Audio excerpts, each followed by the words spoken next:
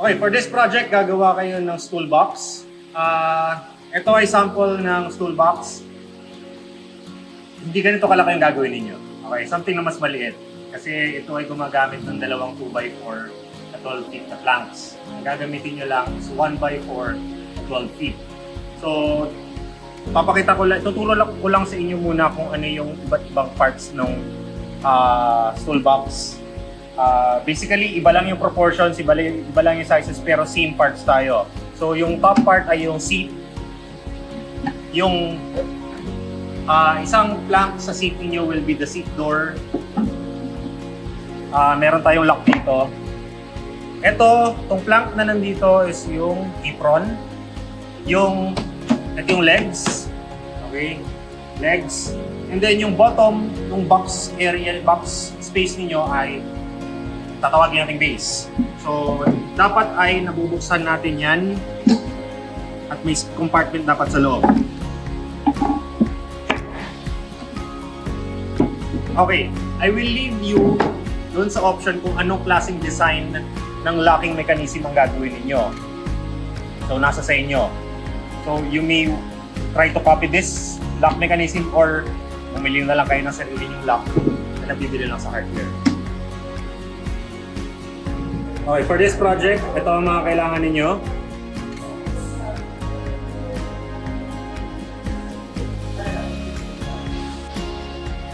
So this will be the plank na gagamitin natin. Bawat isang student will have one plank or one piece of wood. So, ang una natin na gagawin, ikakat natin yung apron. Dalawang apron ang kailangan natin. Then all the rest ng kakat natin dito, ng matitira dito sa kahoy na ito, glue natin. Kailangan natin, hatiin natin yung matitira into 3 parts, 3 equal parts. Glue natin yon sa kanilang sides to create a bigger board. So for the first part, gagawin ko muna ang apron. Magsusukat ako ng 12 and 3/4 na dali ko ng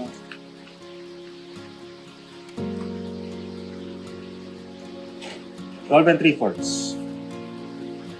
inches.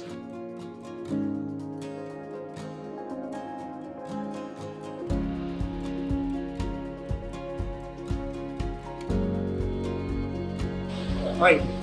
Kailangan medyo accurate ang or squared kayo maglagari dito. Ang ginagawa ko, once na ma-mark ko na yung dalawang sides dito using the tri-square, lalagarin ko muna yung isang side and yung curve ng isang side na yun yung gagamitin ko as guide for my saw.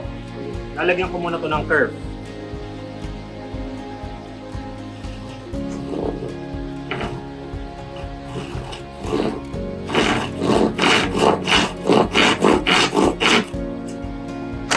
Next, ikot ko siya.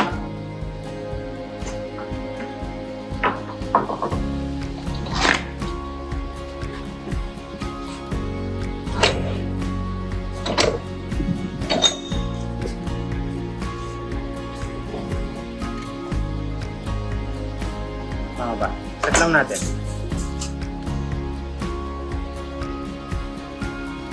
Twelve and 3/4.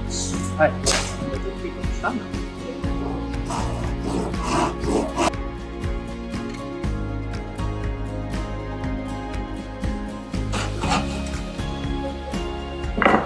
One piece. Check lang natin yung squareness. Okay, medyo square.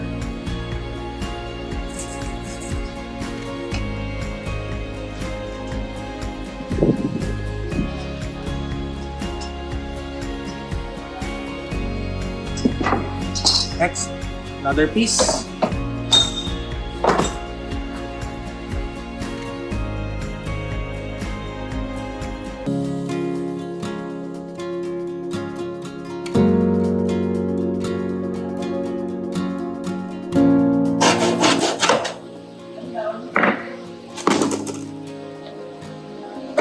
With this length,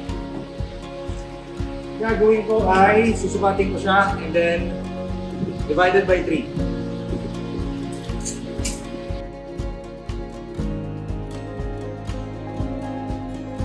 Okay, next. So, yung nasukat natin is 39.5. Sukat tayo ng 39.5 and let's cut this.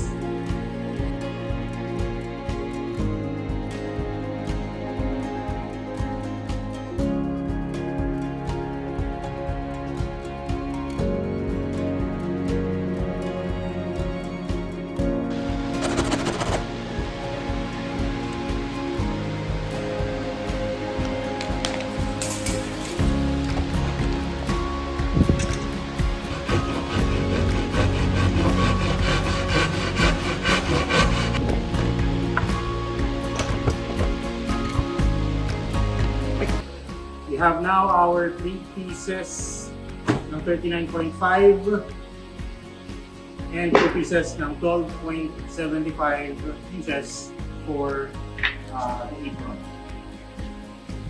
Ang susunod na gagawin ay i-glue na natin ito. So, to glue this, we need 2 clamps and glue. Okay, kailangan na natin i-glue. Naka-encounter lang kami ng issue dito kasi medyo bowed yung naka-bow yung wood. So, you need to find a good orientation ng inyong kahoy na mami-minimize yung gaps. Kasi pag papatong-patungin natin sila sa sides, pag dikit-dikitin natin, magkakaroon ng gaps yan. So, iniiwasan natin yung malaking gap. So, you need to find an orientation na magiging okay lang yung gap. So ngayon, maglalagay na ako ng glue. May gagamitin akong bolt dito. So, siya yung gagamitin kong spreader kasi maglalagay siya ng i-even out niyo yung level ng glue. Pero maglalagay siya ng ridge na design doon. Na later on, kapag kinumpress natin yung wood, ay maganda yung spread niya. Something to note lang dito, lahat ng surfaces na magdidikit should have glue. Lalagay na ako. Paano kayo maglalagay dapat? Yung amount, hindi dapat ganun kadami na maraming masasayang. Hindi rin naman dapat manipis na parang papel lang ang pinagdidikit ninyo. So, tignan natin kung sapat or sobra ang glue na nilagay kong ito.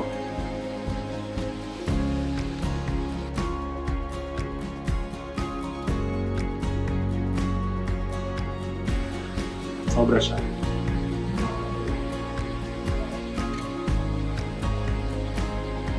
Okay, sobra. Sayang.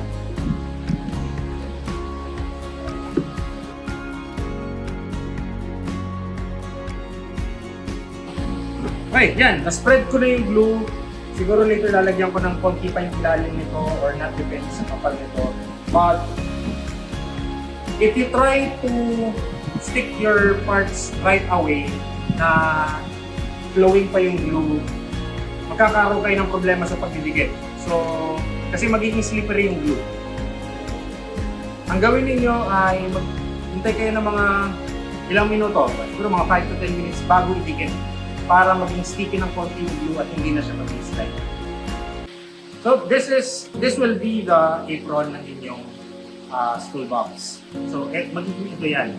So, etong apron na to has a side na facing inside and outside the box. So, pipiliin nyo dapat sa point na ito kung alin yung facing inside and facing outside sa box. So, sa case ko, I chose ito as facing outside and ito as facing inside. And kailangan nyo rin pumili ng side na top and bottom. So, ito yung magiging top, ito yung magiging bottom. So, ang gagawin ko dito, i-label ko siya. So, out, in, and then top, bottom, top, bottom. Ulitin ko yan dito. So, pipiliin ko ano ang magiging inside and outside ko. So, anong basis ninyo ng inside and outside? Gut feel. Ito na lang output. Top, bottom,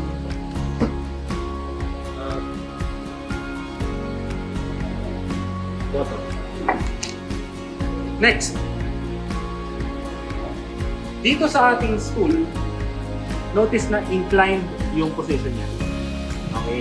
Naka-angle yan. Ang angle niyan is 7 degrees. 7 degrees. So, naka-incline niya ng ganyan. Now, kapag ganito ang position niyan, ito yung top ha, we need yung top as flat.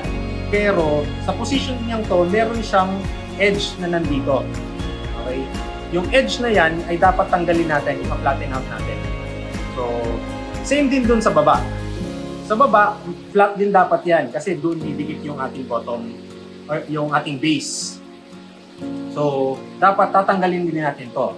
So, to remove that, gagamitin natin itong tool na ito to mark kung ano man yung dapat na tanggalin. So, ito yung top, ito yung out. So, yung out will be tilted na pa ganito. Yan, ganyan. So, dito sa dulo na ito, gagamitin ko itong tool na to.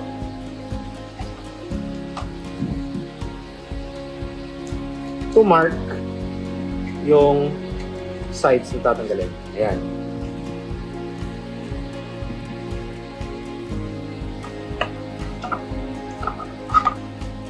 So, kung dito, kung yan yung lahat ng nasa taas niyan ng line na yan ay tatanggalin. So, kung pag ganito yung line dito, ibig sabihin, yung line dito should be in this orientation.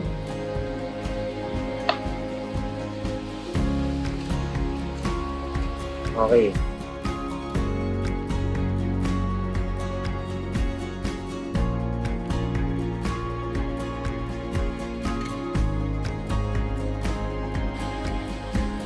Okay, next. Meron akong dalawang linya dito. I-mark ko lang kung ano yung line connecting those two. So, meron akong nakuhang straight na kahoy dito. Lagyan ko lang ng guhit. And that's it. Okay? Uulitin ko yon dito sa baba. Pero this time, noting kung alin yung tatanggalin. Dito kasi ito ang tinanggal ko. So, kung nakaganyan yung position niya, ito yung tatanggalin ko naman dapat. So, position dapat ng ating line.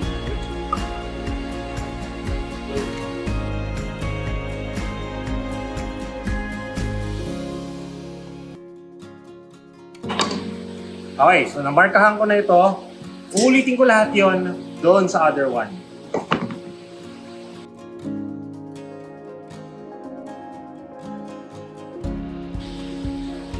Notice na yung legs ay angled din. Okay. Naka-splay outward siya. 7 degrees din yan.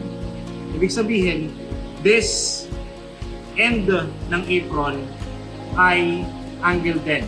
May 7 degree na angle ako dapat dito. Gagamitin ko yung same tool na ginamit ko kanina to mark kung nasaan yon. At kailangan ko lang siyang ikit dito. Parang ano lang, tri-square lang yung paggamit. Ayan. And then, lilinyahan ko to.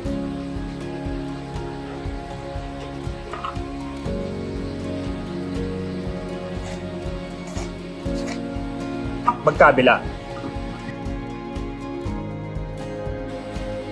Both outside and inside.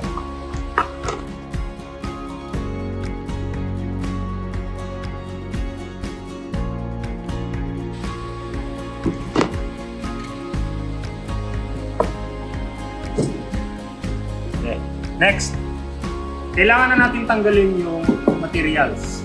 Unahin natin yung top and bottom. So, to remove this material, kailangan natin itong ikabit sa ating vise.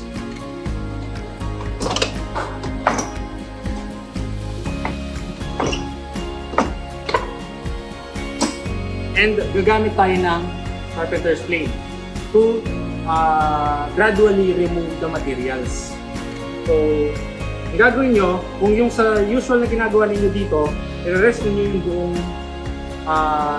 plane doon sa surface. Ito, i-tilt nyo ng konti and push. Okay. So, noting na dapat pakuha ninyo yung lahat ng material above the line.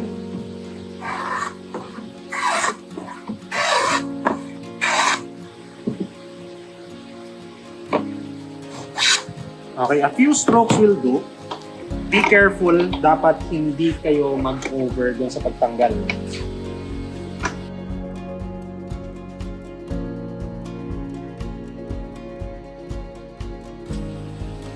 Yan yung dapat maging cross-section niya.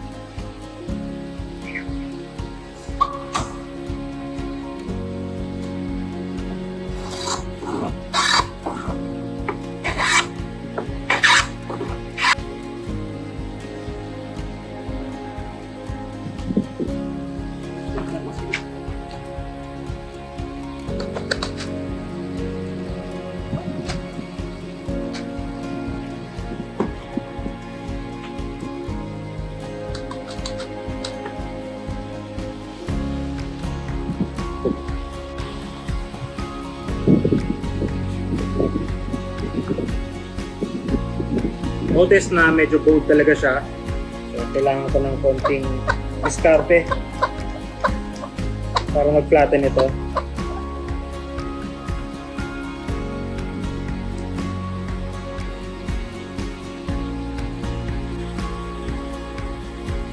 So kung maganda ang napili yung kahoy, hindi kayo magkakaroon ng problema ng katulad sa akin.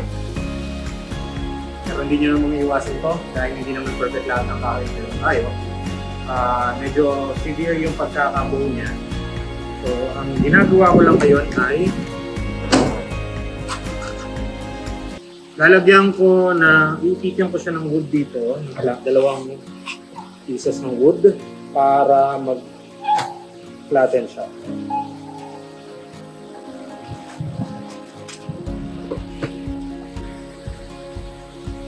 Flatten na siya. Next ay kailangan kong higpitan ulit yung clamp sa linya dahil malaki ang gaps ko.